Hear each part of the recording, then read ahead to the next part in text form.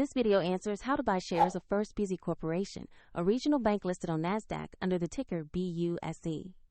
First Busey operates community banking services and related financial products.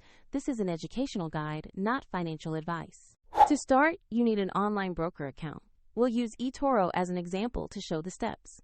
After registering, you must verify your account, typically by uploading an identity document, and then add funds to the account. Use the platform search bar and type the ticker BUSE to locate First Busey Corporation. Make sure you select the entry that lists NASDAQ as the exchange to find the correct stock. On the stock page, you will see basic company information and a price chart for BUSE. Check the company name, exchange, and ticker to confirm this is the correct First Busey listing.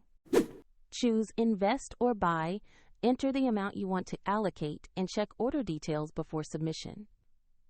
If the market is closed, your order may execute when trading opens. And if you lack funds, the platform will prompt you to add them before confirming. Once executed, your BUS position will appear in your portfolio. For the example link to eToro, see the description below.